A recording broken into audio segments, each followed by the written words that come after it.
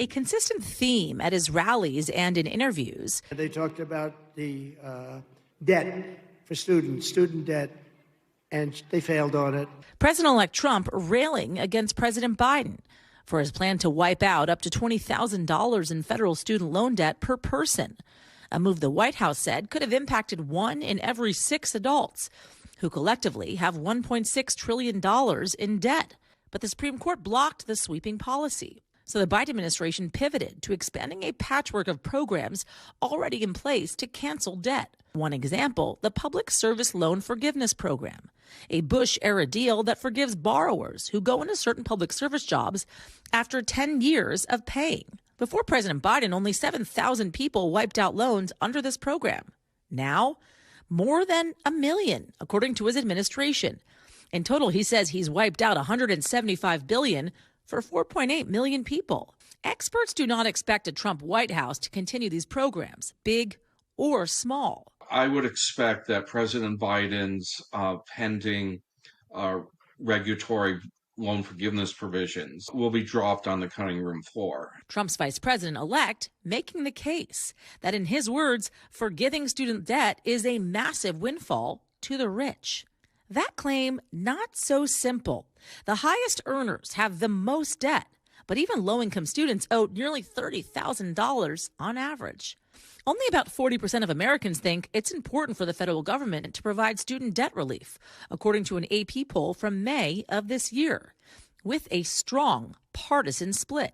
So President-elect Trump may not continue those Biden plans. Here's what he says he will do.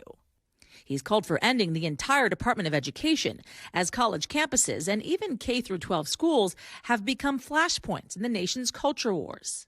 Department of Education, you say, what the hell do all these people do? The department does not tell schools what to teach, but it provides funding for schools, oversees safety, and makes sure civil and disability rights laws are followed. Many Republicans argue the department's an example of government bloat and infringes on states' rights. He could slash funding and staffing, but he might end up keeping it to fulfill some of the party's goals. Having a U.S. Department of Education allows them to pursue a lot of their own objectives. Some of those: universal school choice, supporting homeschooling, opposing what they call critical race theory and gender indoctrination programs, and promoting curriculum that includes, quote, love of country. The Trump transition team telling us in part that voters gave him a, quote, mandate to implement the promises he made on the campaign trail. He will deliver. Not all Republicans, but some have been calling for getting rid of the U.S. Department of Education for years and years. It's never happened. I don't think it's likely to happen. And it wouldn't be easy without 60 votes in the Senate, as a new administration brings uncertainty to the future of education in America.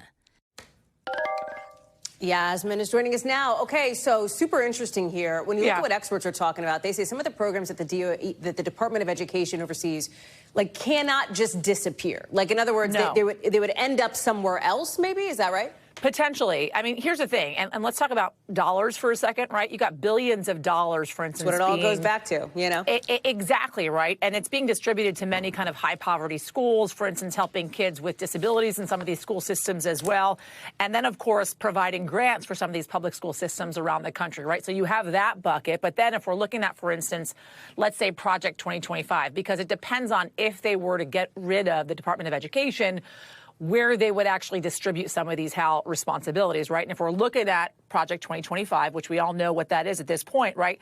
The Treasury Department, for instance, would administer student loans, right? They would take on that responsibility. The Justice Department, for instance, would enforce civil rights laws. All of these right now under the umbrella of the Department of Education.